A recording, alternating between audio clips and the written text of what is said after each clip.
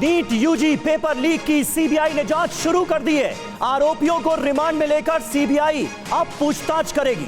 NTA के अधिकारियों से भी कांटेक्ट करेगी सीबीआई की टीम। यह जानकारी सामने आ रही है। राज्यों में सीबीआई की ब्रांच जांच में जुट गई है। तो नीट यूजी में धांधली की सीबीआई ने जांच शुरू कर दी है। टीवी 9 भारतवर्ष ने आपको वो तमाम सबूत, गवाहों का बयान दिखाए थे जिसके आधार पर सीधे तौर पर नजर आता है कि नीट यूजी का पेपर लीक हुआ।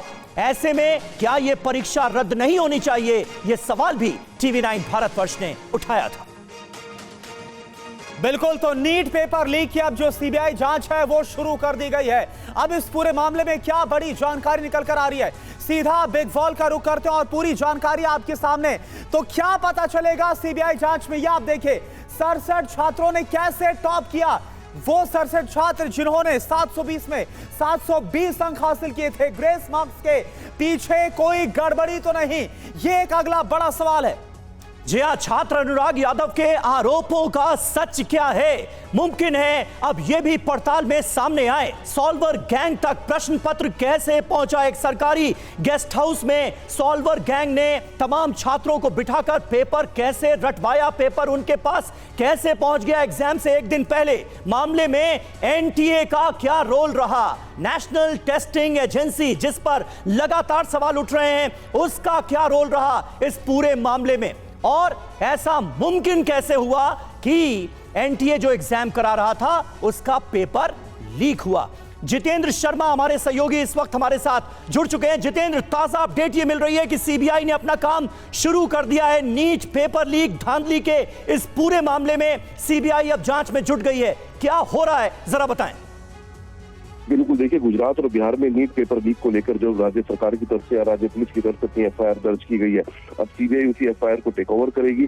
इसके अलावा दोनों राज्यों में जो लोग इस पेपर लीक कांड में गिरफ्तार हुए हैं उन सभी को रिमांड पर लेकर पूछताछ करेगी। इसके अलावा सबसे अहम बात यह कि एनटीए के जिन अधिकारियों ने पूरी नीट परीक्षा को कंडक्ट कराया, उन सभी से दोबारा से पूछताछ सीबीआई की तरफ से की जाएगी। उन सभी से जल्द सीबीआई संपर्क करेगी और इस पूरे मामले से जुड़े जो कागजात हैं वो बाकायदा एनटीए से मांगे भी जाएंगे कि आखिरकार किस किस सेंटर पर किन किन लोगों की ड्यूटी लगाई गई थी और कौन कौन वहां पर ऑब्जर्वर के रूप में तैनात थे। तो ये तमाम बातें हैं जो अब सीबीआई आने वाले दिनों में तफ्तीश के दौरान अपनी जांच के अंदर लाएगी। जी ठीक है, तो बिल्कुल एनटीए से लेकर किस तरह से पेपर लीक हुआ, कौन कौन इसमें शामिल था, ये तमाम बड़े सवाल है। हर एक कड़ी को जोड़ना, हर एक कड़ी का पता लगाना सीबीआई के लिए बहुत जरूरी होगा। शुक्रिया आपका इस पूरी जानकारी के लिए। और इस बीच एक और बड़ी खबर इससे जुड़ी हुई, पटना नीट पेपर लीक मामले में ये बड़ी खबर आपको बता दें, गिरफ्तार सॉल्वर गैंग का हो सकता है नार्को टेस्ट भी। जो खबर आ रही है, ब्रेन मैपिंग की संभावना पर भी ईओयू विचार कर रही है। बिहार की जो ईओ यूनिट है, पेपर लीक का सोर्स पता करने के लिए यह टेस्ट किया जाएगा, नार्को टेस्ट। हजारीबाग के सेंटर से पेपर लीक होने का शक है। यानी आप देखिए, बिहार से लेकर झारखंड तक कैसे पेपर लीक के जो तार है वो जुड़ते हुए नजर आ रहे हैं। और खबर ये कि जो सॉल्वर गैंग के लोग हैं उनका अब नार्को एनालिसिस टेस्ट और इसके साथ साथ ब्रेन मैपिंग की भी संभावना इकोनॉमिक ऑफेंस यूनिट जो बिहार की है उस पर विचार कर रही है। और देखिए, इस पर हम बात करते हैं, हमारे साथ जो खास मेहमान है उनका परिचय आपके साथ करा दे। डॉक्टर पूजा त्रिपाठी हमारे साथ, कांग्रेस से हर्षवर्धन त्रिपाठी हमारे साथ वरिष्ठ पत्रकार के तौर पर मौजूद है।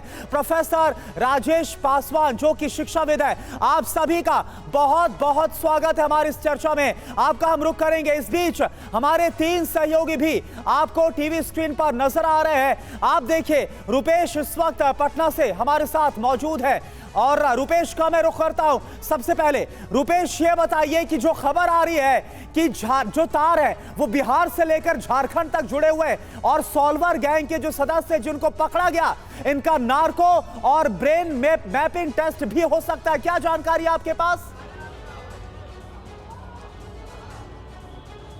देखिए, परीक्षा के दिन 13 लोगों को गिरफ्तार किया गया था, जिसमें से 4 परीक्षार्थी हैं, कुछ अभिभावक हैं और सॉल्वर गैंग के सदस्य हैं। उसके बाद कल देर रात 6 लोगों को, जो नालंदा के रहने वाले हैं, संजीव मुखिया गिरोह के हैं, उनको देवघर से, झारखंड के देवघर से गिरफ्तार किया गया है। उनसे भी पूछताछ हो रही है। लेकिन कई सवालों के जवाब ईओयू के पास हैं। लेकिन जो सबसे अहम सवाल है कि पेपर लीक आखिर हुआ कहां से था, इसका जवाब अभी तक नहीं है। ये सवाल अभी भी अनुत्तरित है। लिहाजा कल जो 6 लोगों से पूछताछ हुई वो सभी नालंदा के और संजीव मुखिया गिरोह के हैं, और पहले से जो गिरफ्तार हैं, चाहे वो सिकंदर हो, अमित आनंद हो, नीतीश कुमार हो। अब ईओयू ये विचार कर रही है और संभावना पर विचार कर रही है, तलाशी जा रही है कि क्या इनका नार्को टेस्ट कराया जाए और इनकी ब्रेन मैपिंग कराई जाए। क्योंकि जो सवाल है, सबसे अहम सवाल है कि सबसे पहले पेपर लीक कहां से हुआ। हजारीबाग के जिस ओएसिस कॉलेज स्कूल की बात आ रही है, वहां के प्रिंसिपल से, वहां के केंद्राधीक्षक से और अन्य कर्मचारियों से जो पूछताछ हुई है, उसमें अभी तक ये सुराग हासिल नहीं हुआ है कि हजारीबाग के इसी परीक्षा केंद्र से पेपर लीक हुआ था। अब ईओयू उस ट्रांसपोर्टर को ढूंढ रही है कि ट्रांसपोर्टिंग के दौरान कहीं पेपर लीक हुआ है। लेकिन पेपर सबसे पहले संजीव मुखिया के पास आया था। संजीव मुखिया ने वो पेपर सबसे पहले अपने भांजे राकेश कुमार उर्फ रॉकी को भेजा, और रॉकी ने अपने गिरोह के चिंटू को, जो पटना में अपना जो एक उन लोगों का जो सेफ हाउस है, उस सेफ हाउस के पास पहले से पिंटू ने 25 अभ्यर्थियों के साथ एक व्यवस्था कर रखी थी। चिंटू ने वो पिंटू को दिया और पिंटू ने वो प्रश्न पत्र आंसर सहित उसको प्रिंट किया और छात्रों को दिया गया। लेकिन इस बीच राकेश उर्फ रॉकी ने वो प्रश्न पत्र भेजा था रांची के एक डॉक्टर को, और रांची के एक डॉक्टर ने पहले से 10 डॉक्टरों की एक टीम तैयार करके रखी थी, या उसे गैंग कहें। उस गैंग ने उस प्रश्न को सॉल्व किया और सॉल्व किया हुआ उत्तर वापस राकेश को भेजा। राकेश ने चिंटू को भेजा, चिंटू ने पिंटू को, पिंटू ने प्रिंट निकाल करके छात्रों को दिया। तो कुछ कड़ियां तो जुड़ रही हैं, लेकिन सबसे जो अहम कड़ी है जिसका जवाब ढूंढ रही है, यही सबसे बड़ा सवाल है कि आखिर नीट पेपर लीक कांड के ये कितने चिंटू मिंटू हैं जो आराम से अपने कामों को अंजाम दे रहे थे, आखिर किसकी शय पर, ये सबसे बड़ा सवाल है। वो जिसका आप जिक्र करते हैं ना कि छोटी मछलियां तो अक्सर पकड़ में आ जाती हैं, लेकिन बड़ी मछलियों पर हाथ नहीं डाला जाता है, और ये सिलसिला बदस्तूर जारी रहता है। इस पर हम करेंगे बात। हमारे साथ कई खास मेहमान मौजूद हैं। नीट पेपर लीक मामले में एक और बड़ा एक्शन हुआ है। एनटीए के डीजी सुबोध कुमार को हटाया गया है। प्रदीप सिंह खरोला एनटीए के नए डीजी होंगे। कर्नाटक कैडर के आईएएस रहे हैं प्रदीप सिंह खरोला, अब उन्हें एनटीए के डीजी के तौर पर बड़ी जिम्मेदारी दी गई।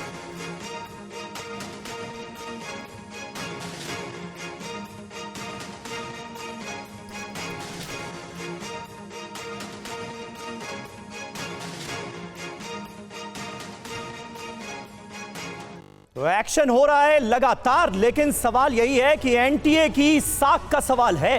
साख पर आंच आई है, ये साख दोबारा वापस कैसे लौटेगी, ये भी अपने आप में एक बहुत गंभीर सवाल है। टीवी 9 से शिक्षा मंत्री ने जो कहा वो किया। क्या कहा, क्या किया गया, ये अब हम आपको बताते हैं। कहा गया किसी को बख्शा नहीं जाएगा। एनटीए के डीजी को हटाया, नया डीजी बनाया गया। पेपर लीक का सच सामने आएगा, इसके लिए क्या किया गया है? 7 सदस्यों वाली एक हाई लेवल कमेटी फिलहाल गठित कर दी गई है। कहा यह गया कि छात्रों से अन्याय नहीं होने देंगे। किया क्या गया? नीट, नेट, यूजीसी की सीबीआई जांच के आदेश दे दिए गए। यानी नीट यूजी जिस पर पेपर लीक होने के आरोप लग रहे हैं, और नेट यूजीसी जो एग्जाम हुआ था 18 जून को, दोनों की सीबीआई जांच के आदेश दे दिए गए हैं। डॉक्टर पूजा त्रिपाठी हमारे साथ मौजूद हैं। कांग्रेस पार्टी लगातार इस पूरे मामले को जोर शोर से उठा रही है। राहुल गांधी बहुत आक्रामक नजर आ रहे हैं। पूजा जी, अब जो एक्शन में नजर आ रही है सरकार, उसे लेकर क्या आपको लगता है, क्या वाकई छात्रों के साथ इंसाफ होगा? ये उम्मीद जगती है, और एनटीए का जो खोया हुआ भरोसा है वो कैसे लौटाया जाएगा? क्योंकि इस वक्त एनटीए की जो स्थिति है, ट्रस्ट डेफिसिट साफ तौर पर नजर आ रहा है। समीर जी, दुखी हूँ, व्यथित हूँ, गुस्से में हूँ, क्योंकि जो इस देश में हो रहा है, 4 दिन में 4 परीक्षाएं स्थगित हुई हैं। न किसी एजेंसी की साख बची है, न मुझे लगता है शिक्षा मंत्री को एक दिन भी अपने पद पर रहने का अधिकार है। अब जिस तरीके से आप एनटीए पर एक्शन की बात करें, एनटीए के चेयरमैन प्रदीप जोशी अभी तक है। 2006 में वो मध्य प्रदेश पीएससी के चेयरमैन बनते हैं किसी संघ के विनोद जी के रिकमेंडेशन से। 2011 में छत्तीसगढ़ पीएससी के बनते हैं, 2014 में यूपीएससी के मेंबर बनते हैं, और अब वो एनटीए के चेयरमैन बनते हैं। 23 सालों से प्रदीप जोशी जी किसी न किसी आयोग खेल रहे हैं, और किस तरीके का उनका काम है, चाहे मध्य प्रदेश देखिए, चाहे छत्तीसगढ़ देखिए। तो मुझे लगता है कि आपको एनटीए की साख बचानी है। सारे के सारे बच्चे एक सुर में ऊपर से लेकर उत्तर से लेकर दक्षिण तक हर जगह एक ही बात बोल रहे हैं कि नीट की परीक्षा दोबारा होनी चाहिए, पर नीट की परीक्षा दोबारा होने पर शिक्षा मंत्री कोई जवाब नहीं दे रहे। इस परीक्षा की पूरी लेजिटिमेसी खत्म हो गई है। कहीं बिहार में पेपर लीक हो रहे हैं, कहीं गोधरा में एक दिन पहले पेपर हटवाए जा रहे हैं, कल रांची में मिले हैं। ये पूरा का पूरा जो इंटर स्टेट का संगठित गैंग है पेपर लीक, यह बताता है कि इसमें पता नहीं, अभी तो छोटी छोटी मछलियां चिंटू पिंटू पता नहीं कौन कौन पकड़ाई हैं, ऊपर से नीचे तक ना जवाबदेही फिक्स हो रही है। कल के बच्चे कल रात में 10:30 बजे आप अनाउंस करते हैं, मेरी खुद की भांजी प्रिपेयर कर रही है, उसको मैं 6 महीने से दिन रात एक करते प्रिपेयर करते देख रही हूँ, उसके चेहरे पर निराशा देखती हूँ, और वो आप 10:30 बजे कहते हैं कि पेपर रद्द हो गया है। वो बच्चे जो 3 बार पेपर लीक हुआ है नीट पीजी किसी भी, और ये नेशनल बोर्ड ऑफ एग्जामिनेशन कराता है, किसी भी संस्था की किसी भी टेस्टिंग एजेंसी की क्या साख रह गई है? इस पर आप सीबीआई कार्रवाई करते हैं, आप डीजी को हटाते हैं, ना प्रदीप जोशी पर एक्शन लेते हैं, ना कोई सॉलिड। सबसे पहली बार जब 2019 में 33 बच्चों के पास पेपर बचा था। ठीक है पूजा त्रिपाठी जी, तो साख का एक बड़ा सवाल है, और आपने भी जो सवाल उठाया यहाँ पर कि चिंटू पिंटू सिंटू ये तो छोटी मछलियां हैं, जो बड़े इसमें कसूरवार है वो कब पकड़े जाएंगे? हर्षवर्धन त्रिपाठी जी, सवाल देखिए आपसे है, एक्शन मोड में सरकार नजर आ रही है, एनटीए के जो डीजी उनको बदल दिया गया है, क्या ये सारे जो कदम उठाए जा रहे, चाहे सीबीआई जांच ही क्यों ना हो, इससे क्या छात्रों में विश्वास बहाली हो पाएगी सरकार को लेकर, सिस्टम को लेकर, एनटीए को लेकर? देखिए, मुझे लगता है कि इस मामले में सरकार की साख दांव पर है, और एक कहावत है ना कि देर आए दुरुस्त आए। हाँ। तो देर तो पक्के तौर पर आ गए, अब दुरुस्त आए हैं कि नहीं ये तो आगे देखेगा। अभी कैसे मान लिया जाए कि साख वापस आ गई? एक बात जरूर मैं कहूंगा कि जो कम से कम ये दबाव की वजह से, चाहे जिस वजह से, एक बात जरूर हुई जो आज तक लंबे समय से, मैं तो कई सालों से, मतलब सिर्फ 14 से 24 की बात नहीं कर रहा हूं जी, बरसों से मैंने किसी मंत्री को नैतिकता शब्द का एक बार भी उच्चारण करते भी नहीं सुना। पहली बार किसी मंत्री ने कहा कि मैं इसकी नैतिक जिम्मेदारी ले रहा हूं। अब नैतिक जिम्मेदारी लेने के बाद क्या होता है? आपके ऊपर उन 24 लाख और जो अलग अलग परीक्षाओं में जो बच्चे बैठ रहे हैं उनके भविष्य की चिंता करने का दायित्व आता है। वैसे तो वैसे भी जनप्रतिनिधि के नाते था, धर्मेंद्र प्रधान जी शिक्षा मंत्री हैं, उनकी जिम्मेदारी थी। अब उन्होंने जब कहा कि मैं इसकी नैतिक जिम्मेदारी ले रहा हूं, तो हम ये उम्मीद कर सकते हैं। और देखिए, दोनों चीजें नहीं चल सकती। या तो आप कहें कि पेपर, अभी मैं सुन रहा था पूजा जी की सारी बातें, मुझे एकदम उससे सहमति है, लेकिन जब वो कहती हैं कि एक तरफ तो उनकी भांजी दे रही थी पेपर क्यों रद्द हो गया, दूसरी तरफ कह रही कि नीट का पेपर रद्द क्यों नहीं हो रहा है, दोनों चीजें नहीं हो सकती हैं। हमें ये बात समझना पड़ेगा कि इन 24 लाख बच्चों में से कितनों के सेंटर कॉम्प्रोमाइज हुए हैं, कहां गड़बड़ी हुई है। ये चिंटू पिंटू हो या तेजस्वी यादव का पीएस हो या सम्राट चौधरी के साथ जिसका चित्र आया है, या जो गोधरा में जो लोग पकड़े गए, या झज्जर में जिनका नाम आ रहा, उन सारे लोगों की जांच हो। सारे सेंटर ना तो कॉम्प्रोमाइज होते हैं, ना सारे बच्चे गड़बड़ है, वो भी मेहनत करके महीनों महीनों सालों साल देते हैं। मेरा मानना है कि रास्ता अब सरकार ने सही चुना है। हाई पावर्ड कमेटी ठीक है, देर से बहुत आए हैं, दुरुस्त आए, हम बस इतनी उम्मीद करते हैं। बिल्कुल। प्रोफेसर राजेश पासवान हमारे साथ मौजूद हैं। प्रोफेसर साहब, आपको क्या लगता है छात्रों का हित किसमें है? क्योंकि देखिए, तमाम तरह की धांधली की बात तो सामने आ गई है, वो तमाम सबूत सामने आए हैं जो चीख चीख कर गवाही दे रहे हैं कि हाँ पेपर लीक हुआ। अब अगर नीट की परीक्षा रद्द होती है तो उसमें भी मुझे लगता है नीट की परीक्षा देने वाला कोई भी परीक्षार्थी खुश तो नहीं होगा। सालों से जिस एग्जाम के लिए लड़के स्टूडेंट्स मेहनत कर रहे हैं वो परीक्षा रद्द हो जाएगी। कब होगी, फिर से उसका स्केड आएगा, फिर वो परीक्षा कैसे होगी, कई अहम सवाल हैं। आपको वो कौन कौन से सवाल हैं जो सबसे ज्यादा परेशान करते हैं?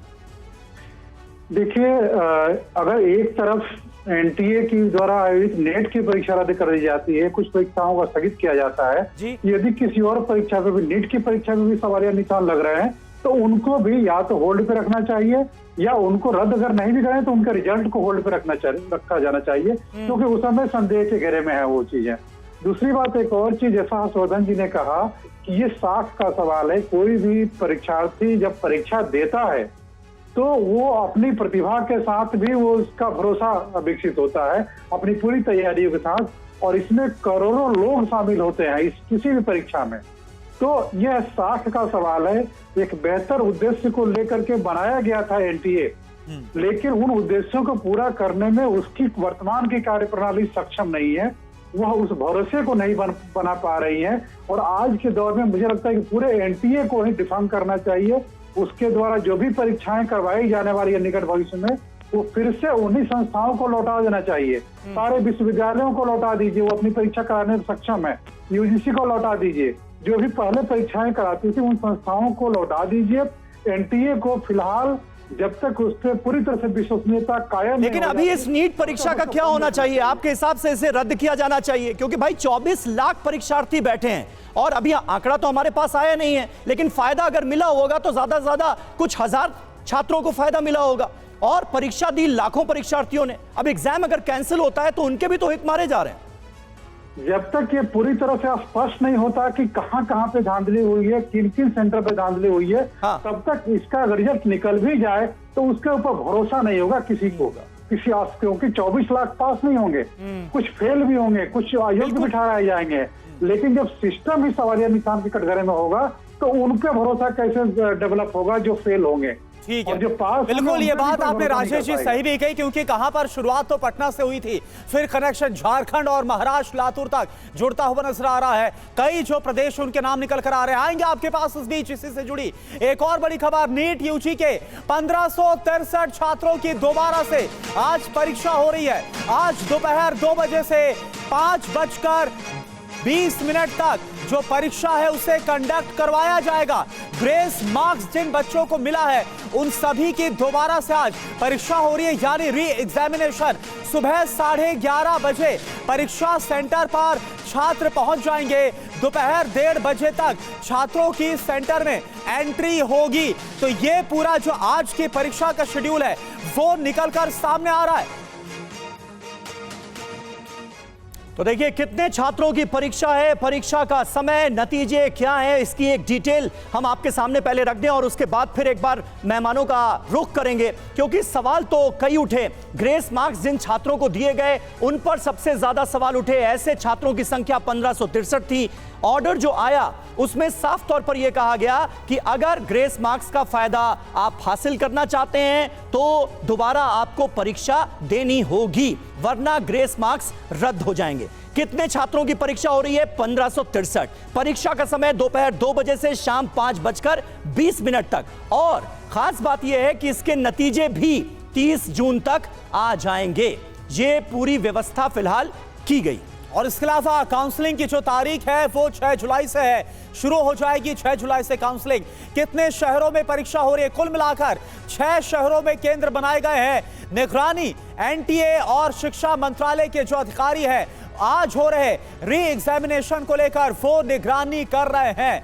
और अभिजीत ठाकुर हमारे साथ झज्जर से जुड़े हैं और चंडीगढ़ से हरपिंदर तोरा भी हमारे साथ जुड़े हुए हैं। लेकिन अभिजीत का इस वक्त मैं रुक करना चाहूंगा। अभिजीत, झज्जर से क्या खबर है आज हो रहे री एग्जामिनेशन को लेकर?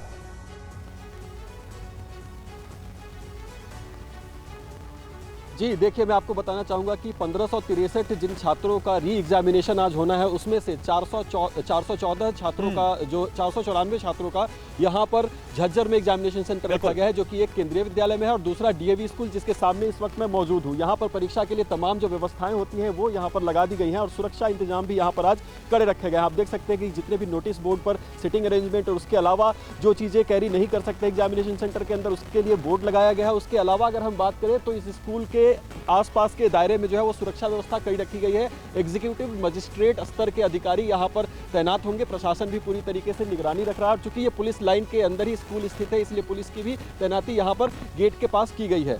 उसके दायरे में कोई भी यहाँ पर प्रवेश नहीं कर सकता, अनाधिकृत रूप से कोई प्रवेश यहाँ पर नहीं कर पाएगा। तो कड़े सुरक्षा के बीच ये री एग्जामिनेशन यहाँ पर होने हैं। डीएवी के सेंटर पर कुल 312 स्टूडेंट्स एग्जामिनेशन देने आएंगे और यहाँ से कुछ 1 किलोमीटर की दूरी पर केंद्रीय विद्यालय है जहाँ पर 182 स्टूडेंट जो हैं वो अपनी परीक्षा देने के लिए यहाँ पर पहुँचेंगे। तो दूसरी बार सबक लेते हुए सुरक्षा व्यवस्था के साथ साथ तमाम चीज़ों की निगरानी और इसके अलावा जो शिक्षा मंत्रालय के अधिकारी होंगे यहाँ पर मौजूद और एनटीए के भी अधिकारी खुद यहाँ पर मौजूद होंगे, तो उनकी भी जो ड्यूटी है वो लगाई गई है। तो दूसरी बार जो परीक्षा हो पूरी पारदर्शी तरीके से हो और इसमें किसी तरह की गड़बड़ी ना होने पाए, इसके लिए तमाम इंतजाम जो है वो यहाँ पर देखे जा रहे हैं। हालांकि छात्रों की जो एंट्री है वो 11 11:30 बजे के बाद यहाँ पर सेंटर में शुरू होगी, लेकिन व्यवस्था अगर आप देखें तो तस्वीरें यहाँ पर पुलिस अधिकारी आपको डिप्लॉयड दिखेंगे। उसके अलावा जितने भी अधिकारी हैं सबकी आईडी के साथ उन्हें यहाँ पर जो है वो तैनात अभी से कर दिया गया है। तो और उसके अलावा जो पुलिस पेट्रोलिंग भी यहाँ पर लगातार होती हुई हमें दिखाई दे रही है। बिल्कुल, झज्जर से अभिजीत ठाकुर ये बता रहे थे। नोएडा का रुख कर लेते हैं, रजनीश रंजन वहां से हमारे साथ मौजूद हैं। रजनीश, ऐसे वक्त में जब नीट परीक्षा को लेकर तमाम तरह के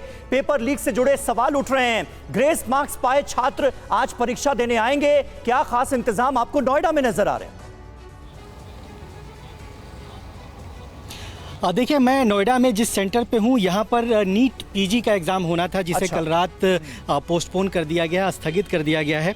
और यही वो सेंटर है जहाँ पे करीब 150 नीट पीजी के छात्रों को आना था, एग्ज़ाम देना था। आपको ये तस्वीर दिखाते हैं, यहाँ पर नोटिस चिपका दिया गया है। कल रात को जो जानकारी स्वास्थ्य मंत्रालय की ओर से आई थी, बिल्कुल वही जानकारी यहाँ पर दी गई है कि जो परीक्षा आज शेड्यूल्ड थी उसको पोस्टपोन कर दिया गया है और परीक्षा की अगली तारीख की घोषणा जल्द की जाएगी। करीब 2,27,000 के आसपास में छात्र थे जिन्हें आज देश के 292 शहरों के अलग अलग सेंटर्स पे एग्ज़ाम देना था, लेकिन स्वास्थ्य मंत्रालय ने प्रिकॉशनरी ये बड़ा कदम उठाया है। और चूँकि कई परीक्षाएं ऐसी हुई है जिसकी विश्वसनीयता पर सवाल खड़े हुए हैं, कुछ परीक्षाओं को रद्द किया गया है, तो अब ये जो परीक्षा होनी थी इसकी प्रक्रिया को और बेहद मजबूत करने के लिहाज से ये बड़ा फैसला स्वास्थ्य मंत्रालय की ओर से किया गया है और ये परीक्षा पोस्टपोन कर दिया गया है। सुबह 8:30 बजे ये परीक्षा शुरू होनी थी और लगभग 7 बजे के आसपास में बहुत बड़ी तादाद में यहाँ पर छात्र परेशान और उनके जो परिजन हैं वो यहाँ पर आए थे। बहुत एक तरह से पैनिक जैसी स्थिति भी बन गई थी क्योंकि बहुत सारे छात्रों को ये जानकारी नहीं मिल पाई थी कि ये परीक्षा पोस्टपोन किया गया है। लेकिन यहाँ पर बिल्कुल, तो नीट पीजी की जो परीक्षा स्थगित की गई, हालांकि बहुत जल्द नई तारीखों के ऐलान की बात कही गई। कितनी परेशानी हुई, क्या नोटिस लगाया गया, वो रजनीश हमारे संवाददाता नोएडा के सेंटर से बता रहे थे। लेकिन एक बार फिर से अपने खास मेहमानों का रुख करना चाहेंगे। पूजा त्रिपाठी जी, सवाल देखिए आपसे, आपने देखा कि किस तरह से एक बार फिर से जो एग्जामिनेशन है वो कराया जा रहा है, अलग अलग 6 सेंटर्स बनाए गए हैं। इसके अलावा चाहे सीबीआई इंक्वायरी हो या फिर पूर्व इसरो चीफ की अध्यक्षता में जो कमेटी गठित की गई, तमाम जो कदम उठाए जा रहे हैं, इन कदमों को आप कैसे देख रहे हैं? क्या सरकार सकारात्मक दिशा की तरफ बढ़ती हुई आपको नजर आ रही है या फिर अभी कुछ करना बाकी है? करुणा जी, अभी सभी लोग ये डिस्कस कर रहे थे कि नीट की परीक्षा दोबारा नहीं होना चाहिए। इसमें मैं आपको एक टेक्निकल एस्पेक्ट समझाती हूँ। नीट का जो एग्जाम है वो रैंकिंग पर नहीं होता है कि first, second, third, fourth ranking. NEET का एग्जाम का रिजल्ट मार्क्स पर होता है। तो अभी तक 2023 से पहले 720 नंबर मिलते थे और अगर आपको 550 से 620 मिले तो आपको एक अच्छे गवर्नमेंट की मेडिकल सीट मिल जाती थी। आप इस साल देखिए कि 2024 में 67 लोगों को टॉपर्स के मार्क्स मिले हैं और इतना ज्यादा मार्क्स का एग्जैगरेशन है। बात यहाँ सिर्फ 1563 लोगों को ग्रेस मार्क्स की नहीं है। बात यहाँ है कि पेपर 1 भी लीक हुआ है। कौन कौन से सेंटर कॉम्प्रोमाइज हुए हैं? अचानक से 650 से 700 के बीच में बड़ी संख्या है बच्चों की और बच्चे यही सवाल उठा रहे हैं कि इतने एग्जैगरेटेड मार्क्स क्यों मिले। अगर पेपर इजी था तो सबके नंबर आते। ये कुछ सेंटर्स के जो कुछ लोगों के सेंटर्स खुले हैं, कुछ कल इंडियन एक्सप्रेस की रिपोर्ट थी कि 27% सेंटर्स के स्टाफ रातों रात चेंज हो गए। 54% सेंटर्स में सीसीटीवी कैमरे नहीं थे और इंडियन एक्सप्रेस ने अपनी ये रिपोर्ट एनटीए और मिनिस्ट्री के साथ साझी की है पब्लिश करने से पहले।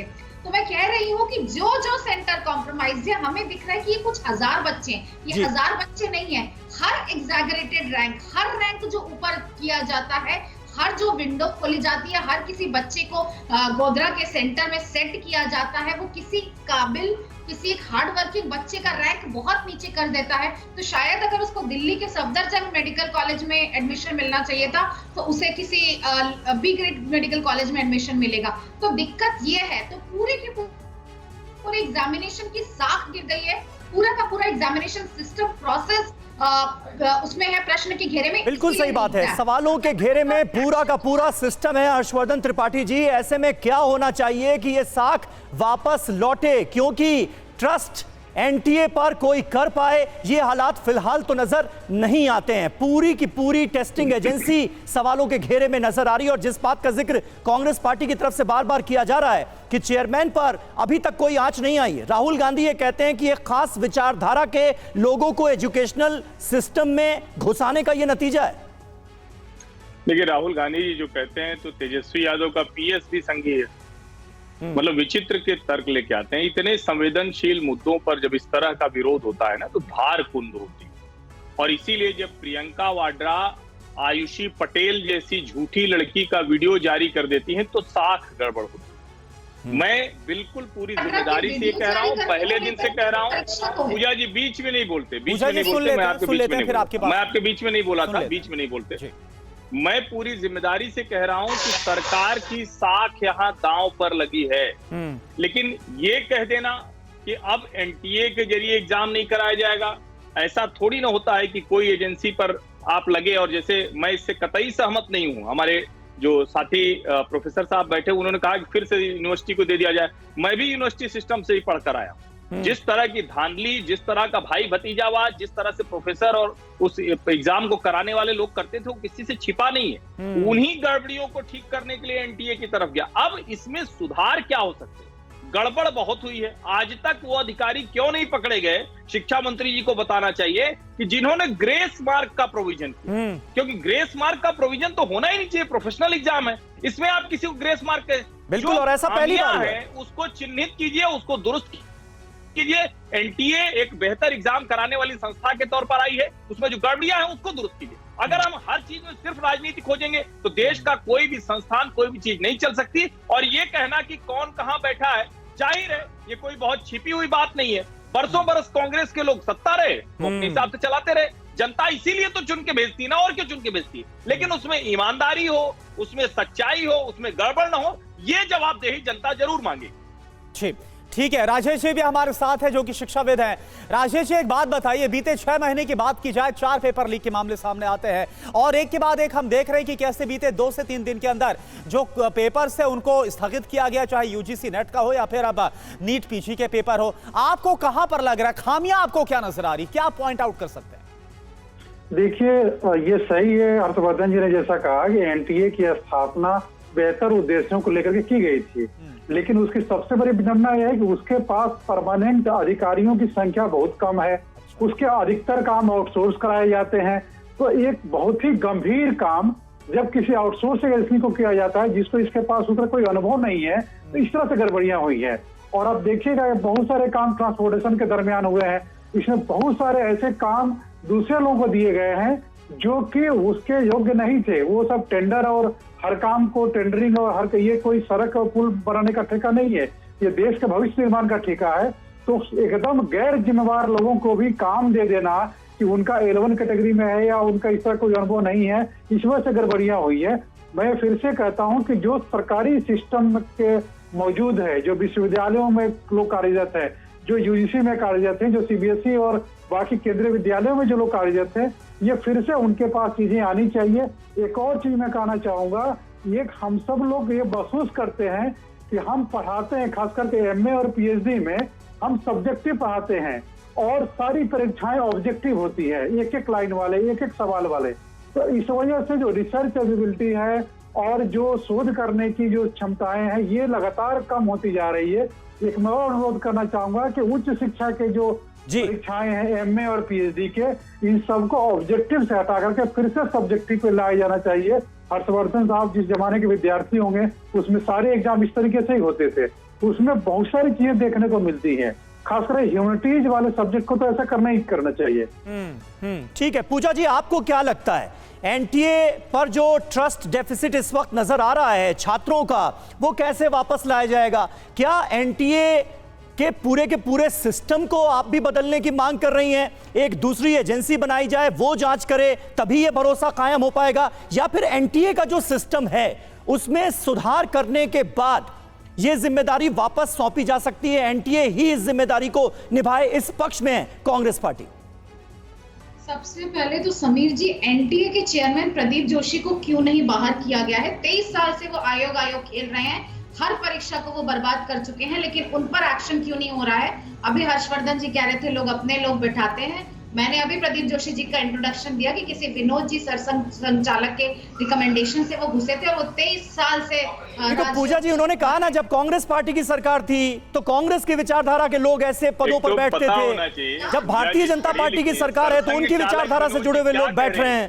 4 दिन में 4 पेपर लीक हुए और जहां तक आप एनटीए के साथ की बात करते हैं, मेरा ये कहना है, मैंने फिर से कहा कि ये छोटी छोटी मछलियां नहीं है। आप बड़े कदम क्यों नहीं उठा रहे? आप डीजी को वो कर दिए, आप कमेटी कर रहे, सारे के सारे बच्चे आज सड़क पर हैं। कल रात में 10:30 बजे कुछ बच्चों को तो सुबह पता चला होगा कि परीक्षा 4 बार कैंसिल हो चुकी है। आप इस देश में एजुकेशनल इंटीग्रिटी और जवाबदेही कब तय करेंगे और कैसे तय करेंगे? आज शिक्षा मंत्री जब ऑन रिकॉर्ड जाकर कहते हैं कि एनटीए बहुत अच्छा काम कर रही है और ये बच्चे तो पॉलिटिकली मोटिवेटेड है, तो आप उन बच्चों के 24 लाख बच्चों के संघर्ष पर तमाचा मारते हैं। वही शिक्षा मंत्री जब अपने प्रेस कॉन्फ्रेंस में कहते हैं कि बिहार जैसी छिटपुट घटना है, ये छिटपुट घटनाएं हैं। हर दिन नई नई परतें निकल रही हैं, कभी गोधरा की, कभी रांची की, कभी बिहार की। ये बिल्कुल संगठित गैंग है और ये एनटीए के लिप्तता से ये नहीं हो सकता। आप एजेंसी की साख की बात करते हैं। फरवरी 2020 में प्रधानमंत्री नेशनल रिक्रूटमेंट एजेंसी का अनाउंसमेंट किए थे, जो क्रांतिकारी था, शिक्षा के क्षेत्र में रिवॉल्यूशनरी की बात की गई थी, हर कोई तारीफ कर रहा था।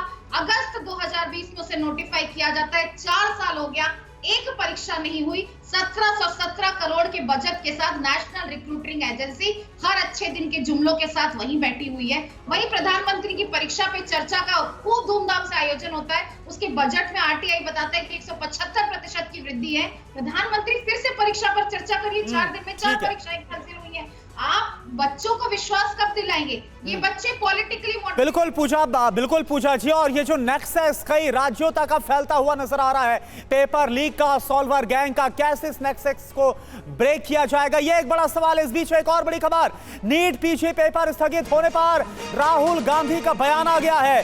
मोदी राज में शिक्षा व्यवस्था बर्बाद, राहुल गांधी का ये बयान। भविष्य बचाने के लिए छात्रों की सरकार से लड़ाई। सरकार पेपर लीक रैकेट के आगे पूरी तरह से बेबस है। सरकार छात्रों के भविष्य के लिए बड़ा खतरा है, ये राहुल गांधी बोल रहे हैं। हर्षवर्धन जी, राहुल गांधी ने एक बार फिर से हमला बोला। पहले कहा कि भाई बीजेपी ने तमाम जो इंस्टीट्यूशन से उस पर कब्जा किया है, और अब ये जो बयान है कि सरकार छात्रों के भविष्य के साथ खिलवाड़ कर रही है, कैसे आप देख रहे हैं इस बयान को? देखिए, मुझे लगता है कि राहुल गांधी विपक्ष के नेता हैं, तो वो अपनी राजनीति करेंगे और वो लगातार यही बातें कहते रहे, कई बार बिना संदर्भ के भी कहते हैं।